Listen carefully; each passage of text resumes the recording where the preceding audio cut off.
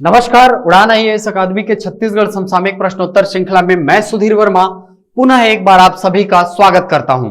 इस प्रश्नोत्तर श्रृंखला में हमने प्रयास किया है हाल फिलहाल में चर्चित उन सभी घटनाक्रमों को आप तक प्रश्नोत्तर के माध्यम से पहुंचाने का जो आपके एग्जाम के पॉइंट ऑफ व्यू से अत्यंत महत्वपूर्ण है। चलिए, तो आज की प्रश्नोत्तर श्रृंखला में हमारा पहला प्रश्न है, शहीद वीर नारायण सिंह सम्मान प्रदान किया जाता है। Shaheed Veer Narayan Singh award is given for, किसके लिए दिया जाता है भाई? पहला है ऑप्शन आपका सामाजिक समरसता के क्षेत्र में विशेष योगदान के लिए, special contribution in the field of social harmony. दूसरा है आदिवासी सामाजिक चेतना जागृत करने और उनके उत्थान के क्षेत्र में उत्कृष्ट कार्य करने हेतु, to awaken the tribal social consciousness and outstanding task for their upliftment. तीसरा ऑप्शन है आंचलिक साहित्य हेतु फॉर रीजनल लिटरेचर। चौथा ऑप्शन है महिला सशक्तिकरण हेतु फॉर विमेन एम्पावरमेंट। ठीक, तो आपको पता होगा कि 1 नवंबर 2020 को इस वर्ष के लिए राज्य अलंकरण सम्मान प्रदान कर दिए गए हैं। ठीक, और शहीद वीर नारायण सिंह सम्मान का संबंध भी राज्य अलंकरण से है और यह दिया जाता है किस क्षेत्र में? आदिवासी सामाजिक चेतना जागृत करने और उनके उत्थान के क्षेत्र में उत्कृष्ट कार्य करने हेतु। अगर इस वर्ष के प्राप्तकर्ता की बात करें तो किसको मिला है? श्री रूप राय नेताम जी को। ठीक है, जो कहां के निवासी हैं? धमतरी के। ठीक है, गट्टा सिल्ली धमतरी यहाँ के निवासी हैं। कौन? श्री रूप राय नेताम जी, और इनको सम्मानित किया गया है वर्ष 2020 के शहीद वीर नारायण सिंह सम्मान से। ठीक, चलिए, हमारा अगला प्रश्न है, समर्पण अभियान का संबंध किससे है? द समर्पण अभियान इज एसोसिएटेड विथ, आपके पास ऑप्शन में गुमशुदा बच्चों की तलाश से, पेंशन कार्यक्रम से, वृद्धजनों की सहायता से, या अधोसंरचना के विकास से। ठीक, तो आपको बता दें कि ये जो समर्पण अभियान है ये कोरोना संक्रमण काल में वृद्धजनों की सहायता से संबंधित एक अभियान है, जिसके अंतर्गत वृद्धजनों को जो जरूरी सामान है, ठीक है, रोजमर्रा की जो जरूरी सामान होती है उनको उन तक घर पहुंच प्रदान किया जाता है। ठीक है, या घर पहुंच सेवा प्रदान करने के लिए ये समर्पण अभियान जो है वो संचालित किया जा रहा है। ठीक, तो याद रखेंगे कि इसका आंसर क्या हो जाएगा? वृद्धजनों की सहायता से संबंधित है समर्पण अभियान।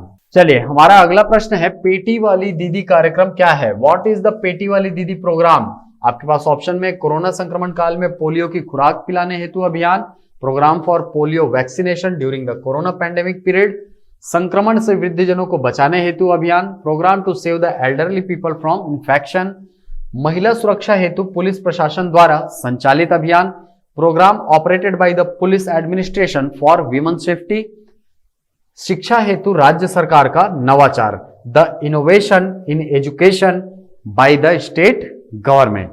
ठीक, तो पेटी वाली दीदी का संबंध है शिक्षा हेतु राज्य सरकार के नवाचार से। बिल्कुल एकदम याद कर लेंगे, क्योंकि कोरोना संक्रमण काल में बहुत सारी ऐसी योजनाएं चली हैं जो शिक्षा से संबंधित हैं और बिल्कुल नवाचारित हैं। ठीक है, यानी कि एकदम इनोवेटिव आइडियाज हैं जो कि इस कोरोना संक्रमण काल के दौरान में स्कूली बच्चों को स्कूल से जोड़ने के लिए या पढ़ाई से जोड़े रखने के लिए प्रारंभ की गई है। ठीक, उनमें से एक है हमारा पेटी वाली दीदी कार्यक्रम। ठीक, आपका आंसर है ऑप्शन नंबर डी। चलिए, हमारा अगला प्रश्न है, एकलव्य आवासीय विद्यालय संचालित किया जाता है। The Eklavya model residential school is operated by, किसके द्वारा किया जाता है? आदिम जाति तथा अनुसूचित जाति विकास विभाग के द्वारा। ठीक है, या आदिम जाति कल्याण विभाग जिसको हम बोलते हैं। ठीक है, उसके द्वारा ये संचालित की जाती है। ठीक, और अगर वर्ष 2019-20 में कितने आदिवासी या ये बोले कि कितने एकलव्य आवासीय विद्यालय स्थापित किए गए, तो उनकी संख्या कितनी है? 16। ये भी याद रखेंगे, बहुत इंपॉर्टेंट है। ठीक, कि वर्ष 2019-20 में कितने आवासीय विद्यालय खोले गए? एकलव्य आवासीय विद्यालय 16। ठीक, चलिए, हमारा अगला प्रश्न है, हर घर नल से जल कार्यक्रम के अंतर्गत नल कनेक्शन में ग्राम पंचायत द्वारा दी जाने वाली राशि कितनी है? The amount raised by the gram panchayat for tap connection under the Har Ghar Nal से जल प्रोग्राम, कितना दिया जाता है? याद रखिएगा, जो संयोजन है उसके खर्च का 10%। ठीक, 10% जो राशि है वो ग्राम पंचायत के द्वारा उस व्यक्ति को प्रदान की जाती है जिसके घर में नल का कनेक्शन लग रहा है। ठीक, याद रखिएगा, इसको इंपॉर्टेंट है क्योंकि जल जीवन मिशन ठीक है, उसके अंतर्गत चलाया जाने वाला कार्यक्रम है हर घर नल से जल। ठीक, चलिए हमारा अगला प्रश्न है, मोर जमीन मोर मकान योजना में अधिकतम कितनी राशि वित्तीय सहायता के रूप में प्रदान की जाती है? What is the maximum amount of financial assistance provided in the more जमीन मोर मकान योजना?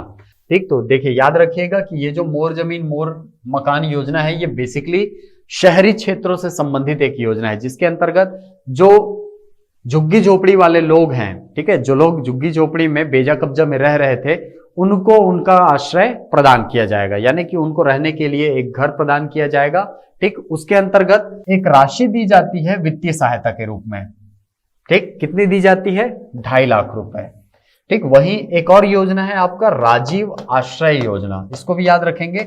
राजीव आश्रय योजना के द्वारा क्या किया जाता है कि जो झुग्गी झोपड़ी में रहने वाले लोग हैं, ठीक है, उनको विस्थापित नहीं किया जाता, बल्कि उसी स्थान पर उनको एक आश्रय यानी कि एक पक्का मकान बनाकर दे दिया जाता है। ठीक, तो याद रखेंगे कि मोर जमीन मोर मकान योजना में पैसा दिया जाता है और राजीव आश्रय योजना में एक घर बनाकर दे दिया जाता है। ठीक, चलिए हमारा अगला प्रश्न है, गोधन न्याय योजना की समीक्षा हेतु गठित समिति के अध्यक्ष कौन है? The chairperson of the committee constituted to review the Godhan Nyay Yojana is, आपके पास ऑप्शन में श्री भूपेश बघेल, श्री रविंद्र चौबे, श्री ताम्रध्वज साहू या श्री जयसिंह अग्रवाल। सभी हमारे कैबिनेट मिनिस्टर्स हैं।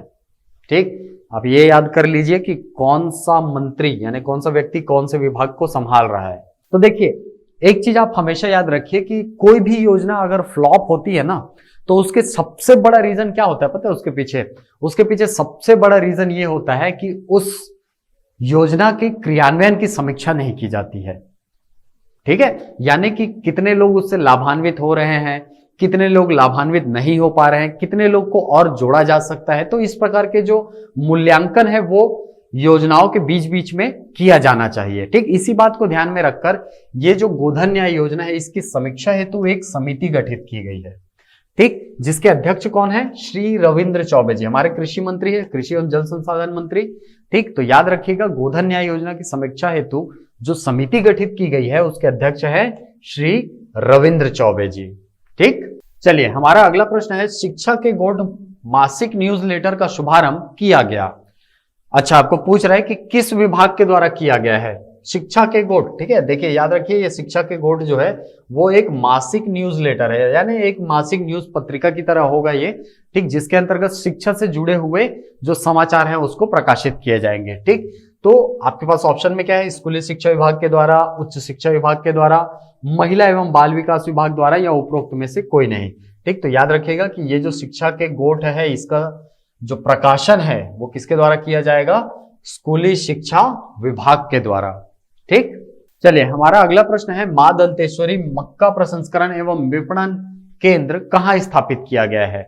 मां Danteshwari maize processing and marketing centre has been established. कहां किया गया है भाई? आपके पास ऑप्शन में कांकेर, कोंडागांव, कोरिया या कोरबा। ठीक, तो आपको पता होगा मां दंतेश्वरी मक्का प्रसंस्करण केंद्र कहां स्थापित किया जा रहा है? कोंडागांव में। तो ये थे हमारे समसामयिक प्रश्नोत्तर श्रृंखला के अंतर्गत आज के कुल 10 प्रश्न और उनके आंसर कीज। आशा करता हूं ये वीडियो आपको पसंद आया होगा। यदि ये वीडियो पसंद आए तो इसे लाइक करें, शेयर करें, यूट्यूब पर कमेंट करें। मिलते हैं अगली कक्षा में कुछ नई जानकारियों के साथ, कुछ नए प्रश्नों के साथ। तब तक के लिए थैंक यू।